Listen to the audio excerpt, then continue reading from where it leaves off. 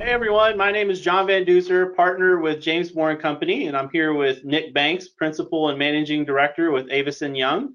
And today we're going to talk about top 10 trends for real estate for 2021 as put out by Avison Young. And so Nick was kind enough to share that with me, and I thought it'd be awesome to sit here and discuss the trends with you all. So look for the link to the trends. It's a great read. Definitely recommend doing that. And Nick, thank you so much for joining us today. I'm really excited to talk about these trends. Well, thanks for having me, John. I'm happy to be here, and it's great to see you. Yeah, awesome. So we're going to go a little bit out of order in our discussion. I decided to group them a little bit differently than they're kind of laid out 1 through 10. And I thought it would be a helpful discussion to kind of go out of order. So I'll say what trend we're talking about as we go through them. So the Okay. very first trend was on de-globalization. So I was curious, Nick, if you could kind of maybe tell us what this trend is or what it's spotlighting or what is expected to happen. Yeah, I think a lot of that is driven by the dramatic shift that we've seen with retail online sales and Mhm. retail sales overall. Now that we've had at least a couple of weeks now to look back into 2020, retail sales overall actually increased, which I think surprised a lot of people in 2020. What is interesting though is that the shift to e-commerce has been just rapid. It is the pandemic acted as an accelerant, and so that de-globalization I think that we're seeing, and it's a trend that we expect that we'll continue to see, is all about supply chain issues and moving goods closer to consumers. We stand now where we thought we'd be in 5 years in terms of e-commerce, and so the reliance on delivery, last mile delivery, and all the logistics involved with that are just more and more critical. So we're expecting that we'll see manufacturing distribution moving closer to the end user. For sure. And so anytime I see these kind of macroeconomic trends, the first question I ask is, well, how does that affect the various asset classes? And so I see the clear winner on this is industrial. What do you think? I mean, how is that going to affect or how does it benefit industrial? Yeah, I agree. I mean, I think it's easy to see a lot of examples of how industrial development, distribution development has just been going gangbusters and has really shifted a lot of the emphasis and impact from retail to distribution.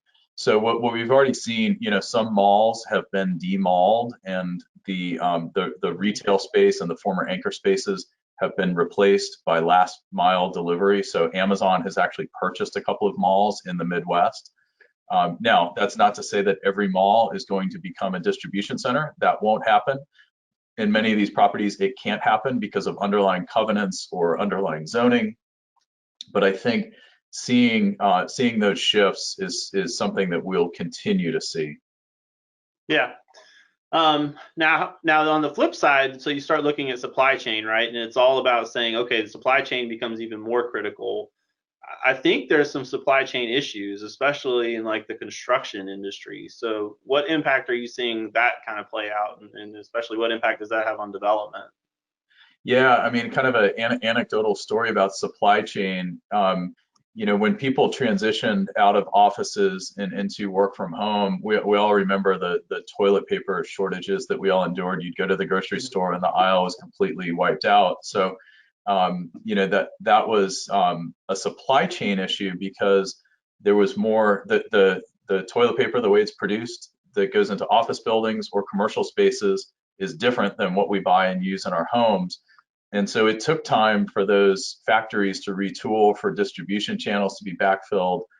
So that's a glaring example that I think whether you're an office user or a consumer, Yeah. we all noticed that and heard about that. And I think a lot of people didn't understand why. Now we understand it was because of that shift and supply chain shift. But you're right, with construction materials, housing has boomed and there is a shortage just in a lot of construction materials. So our company does we do a lot of consulting around supply chain and logistics, and our folks in that arena are just very busy because it's a very different world. Usually those changes happen more gradually and they happen very suddenly as a result of the pandemic, and these shifts have just have caught a lot of companies off guard. Yeah. I was talking to a home builder this past week, and they basically told me that they're ordering appliances for a new home before the slab is poured Wow. because it takes that long to get the appliances in, and you can't sell a house or finish a house without appliances in Mhm. it. Right. The level that they were doing. So it was like you don't want a whole house being held up on account of a fridge, um, Exactly. which is just crazy. And then I guess kind of trying to bring that local. How are we seeing that trend unfold across North Florida? I mean, I can see even before the pandemic, a distribution center for a major online retailer kind of came up and is in Mhm. our market now. But what other trends are we seeing? More closer to home. Yeah, so you and I are both here in Gainesville. Our neighbor to the south in Ocala.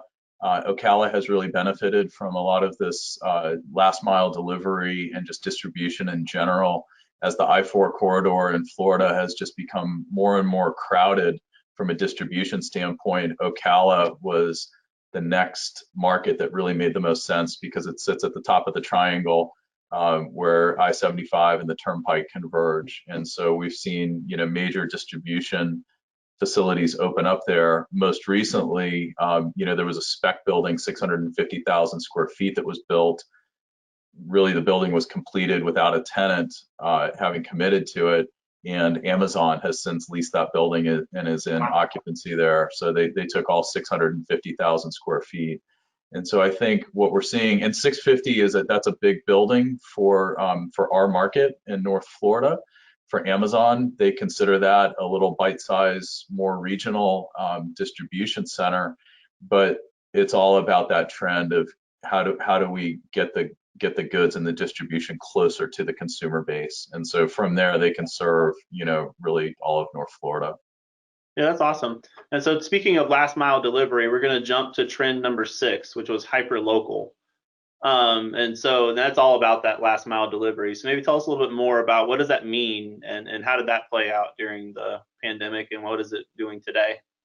Yeah, I think, look, it's still evolving, and I think that we'll continue to see further evolution. And I think, again, getting back to what I said before, that retail sales were really able to maintain a pretty consistent pace and even grew in 2020. But instead of people going to stores and walking out with what they were buying, there was a greater shift towards e-commerce. And in e-commerce, relatively speaking, is still a relatively small percentage of the total retail sales. I think Mhm. historically, the last few years, it's been about 8 to 10%, and it's now 12 to 14%.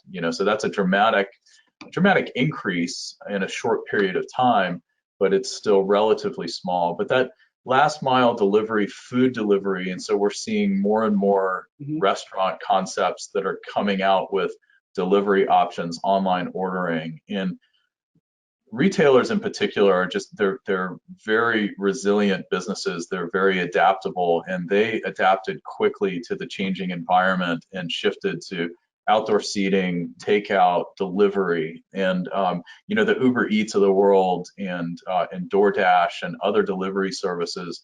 I mean, it is just rapidly evolving and changing, and I think we'll see a lot of further consolidation and movement in the delivery area. Yeah, I also thought it was kind of fascinating when you take even the more big box type retailers, Target, Walmart, really putting their emphasis to the order online, and then you don't even have to get out of your car. You can just drive Yeah. up and load it in your car, and you can keep on going. That's that kind of semi change. And another cool thing about the trend was even retailers maybe shifting how they're using their square footage to be more of picking orders, instead of it being retail area for shoppers. Right. So have you seen that? Or yeah, and how they're handling inventory, because as the delivery options speed up, that means that there's less inventory that a retailer will have to have within their location. And so that simplifies a lot of things. But I think a lot of retailers are still figuring out what this omni-channel delivery looks like for them. And I think a lot of it too, what we've seen, and you mentioned the online ordering, and you drive up to the store and you park in a space and you send a text and they bring it out to you. Some of those things I would imagine will survive beyond the need for them that we have for them right now because of the pandemic. There are a lot of these trends that I think by the time things go back to normal, when everything is open and we don't have some of the restrictions that we have now, I think some of these things, consumer preferences are going to prevail, and the consumers are going to want to continue with some of these things. Yeah, So for sure. that'll be interesting to see how it shakes out. I mean, look, if this had been a 1 or 2 month event, things would have flipped right back into normal, what everybody was used to. We're now, 10 months, into this new world that we live in. Those are habit forming periods of time where some of these things are going to stick. Yeah, I mean, I absolutely love the apps. Like, I cannot get enough retailer apps. You don't have to talk to anybody. You can just click in what you want, and you can show up, and it's just a Right. much better experience overall. So Exactly. I love it. So Exactly. so kind of going to trend number 7, as we're kind of going through this. Love thy neighborhood, and really speaking to kind of things being more local and kind of playing out with that hyper local as well. What is that trend all about? Well, it's very interesting. Everybody has been guessing that the suburbs were going to die, and you heard all this negativity about suburbs, and everybody wanted to be in an urban center. And look, let's face it, over the last 8 or 9 months, being in a city wouldn't be a very great place to be. So the suburbs have really started to gain favor, and people have realized, because of remote work and because of technology and people's ability to do remote work, that a lot of jobs, not every job obviously, but a lot of jobs can be done remotely. And employers have embraced this, and many employers don't care as much as they did about where somebody is going to live and work, as long as they can be productive and get their work done. And so people have shifted to suburbs in record numbers. And so what we're starting to see, and look, we're at the very early stages of this, but is maybe somewhat of a hub and spoke model where people don't want to spend time commuting. They'd rather, they can be more productive if they work from home and don't have to commute for 45 minutes or an hour each direction to get to and from an office in a city center. That these smaller, more compact areas that people can work in, there seem to be a lot of benefits. And so it'll be interesting to see. Look, cities are not going to die. Cities will come back. They've taken a hit, and there has certainly been pain that has been felt in major urban centers. But I think some people are going to continue to work in these more suburban areas. Yeah, and I thought the trend was really cool. It laid out this concept of a 15-minute city.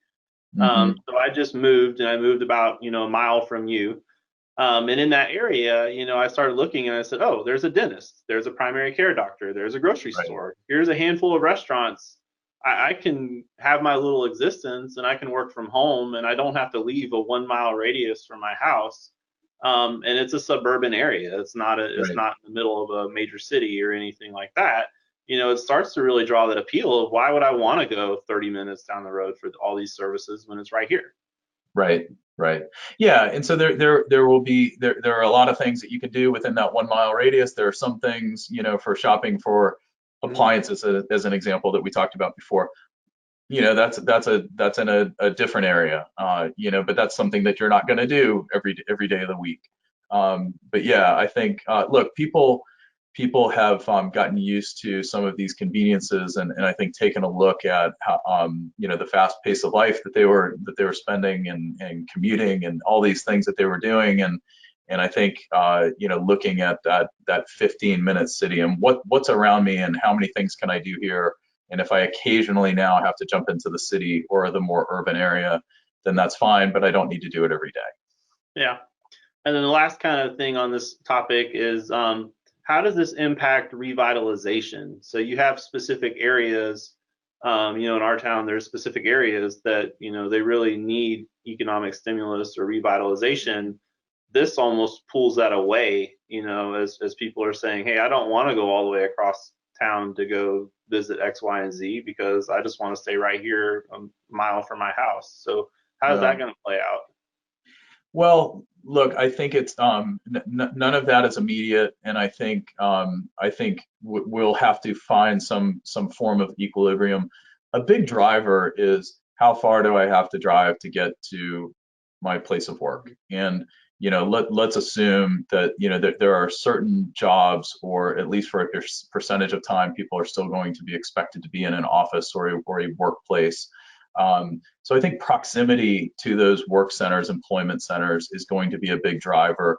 Ultimately, that will, so in Gainesville, the University of Florida and the surrounding medical systems, for UF Health and the VA. I mean, we have our major employment centers that are clustered in one specific location, and that location is not going to move. So at some point, if that is your employment center, if that is where you have to work, and medical jobs, by the way, are a good example of, if you're a doctor or a nurse, working from home is not an option. You have a place that you have to go and work. If you're in a life sciences field, you can't have a lab at your home. You're going to, need to go to work. But I think proximity to those places, what I would expect we will see is that, some areas that surround those employment centers will begin to revitalize, because the proximity will be the big driver, more so than anything else. All right, so that's great. So that's all the time we have for this video, but we're going to continue this in the next video as we discuss this. So hope you can join us for that. Thank you, Nick. Thank you, John. To learn more about James Moore & Company's real estate accounting and business solutions, go to jmco.com. And don't forget to subscribe to our Real Estate Industry Update series to receive updates when new videos are released. If you'd like to be a guest, or if there's a topic you'd like to see covered on a future episode, contact us through our website or email us at info@jmco.com. You can also follow us on social media for more news, as the landscape of real estate continues to rapidly evolve.